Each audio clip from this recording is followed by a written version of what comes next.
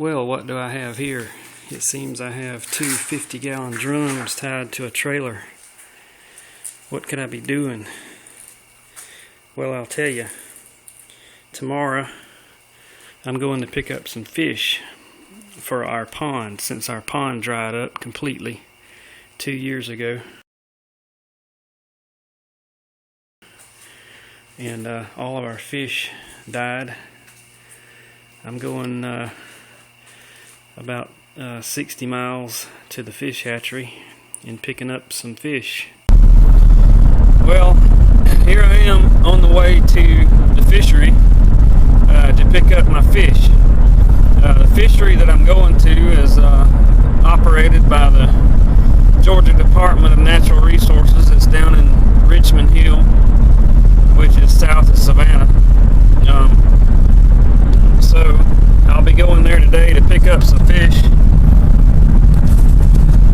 More specifically, I'll be getting 560 bluegill, 140 red ear sunfish, and 70 catfish. And they'll be small, of course, fingerling size, and they'll be put into the 50-gallon drums, which I'm hauling down there. Well, here we are at the fisheries. So fix to pull in here and see what I gotta do.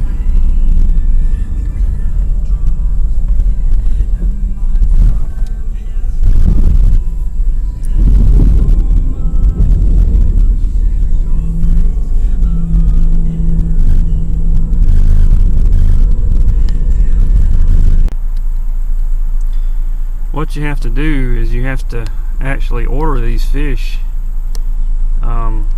several months in advance, because they have schedules, you know, of when they're ready to pick up. So when I ordered these fish, they probably weren't even hatched yet.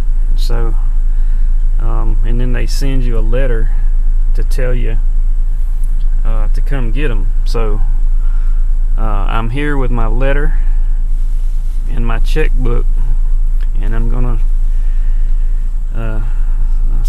see how to get these fish in here. So we'll see how it goes.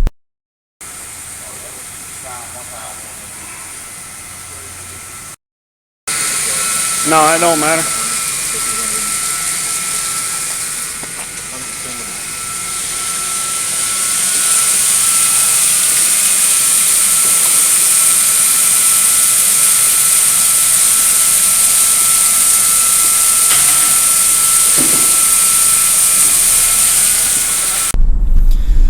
Okay, well that went pretty quick. They just dipped them out in there with a net, and I was kind of worried about covering the barrels, but they said don't worry about covering them. They said the fish will settle out to the bottom and they'll sit in the bottom of the barrel, and they won't splash out. So I think we're good. Alright, I've noticed as we're going down the road, I've got a little splashing action going on back there. I don't know if you can see that, but when it hits a bump, you get a little splashing going on. So I'm just hoping I'm not losing any fish, but I've got about an hour drive, but I decided to keep it open so that it would keep it aerated and everything, and I think they'll be okay because there should be in the bottom of the barrel. But when you hit a good bump, there's a lot of water comes out of top. So, and the people behind me are getting some spray. But I think it'll work out all right.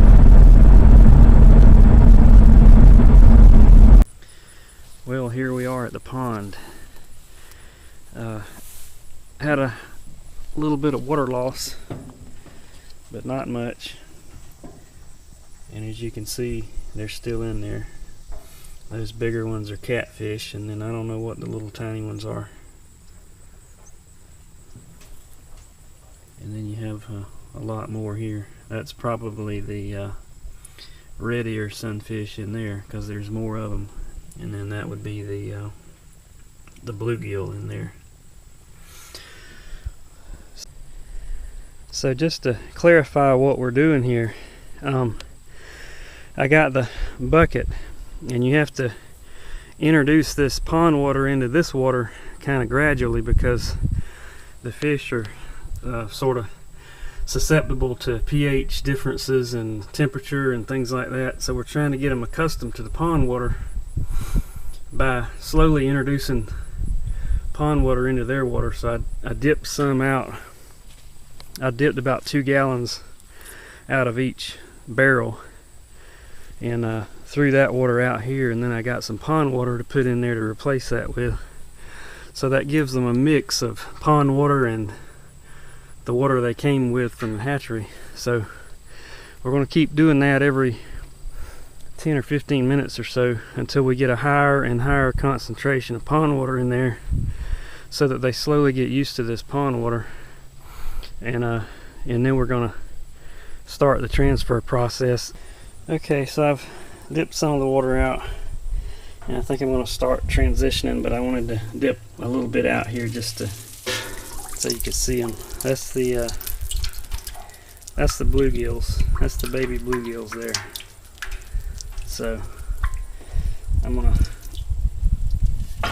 just giving you an example of what they look like. Let me get. I'm sorry, that was shell cracker, red ear sunfish. Here's the brim here. Bluegill. That's the bluegill. So they're pretty tiny. They look, I mean, they're just minnows at this point, you know. And then the catfish, look how the catfish they school together in groups there. Let me get a catfish. They're a little bigger, obviously. Those are channel catfish. So I don't want to stress them out any more than I have to. So I'm going to go ahead and start trying to get these dipped out into the bucket there, and then we'll pour them into the pond. Okay, here's some catfish. Again, channel cats. Going out. You'll love it out here. There they go.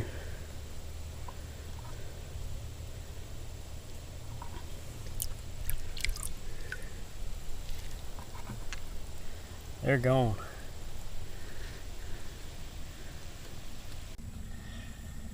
Red ear sunfish. So what I'm doing here, if I can do this without falling in the pond, I'm going to show you how I'm doing this.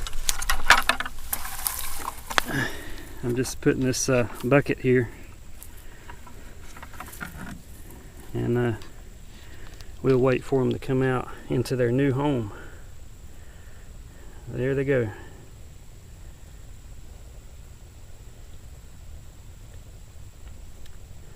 And this is a beautiful habitat for them out here. I think they'll love it as long as the pond keeps water in it.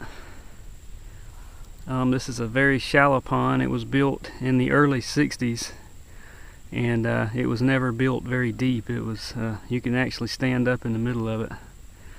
So that's the only downfall to this pond, is that it is shallow, and so during severe droughts it'll dry up. But hopefully we'll continue to get rain. And see, some don't know what they've got there. See, they think they're safer in the bucket. Well, actually they are safer, but they've got to get out because they can't live in there. You've got to get out into the whirl there, see, and make a new life out here in the pond. So anyway, that's what we're doing today, and we'll wish them luck, and hopefully they'll thrive out here.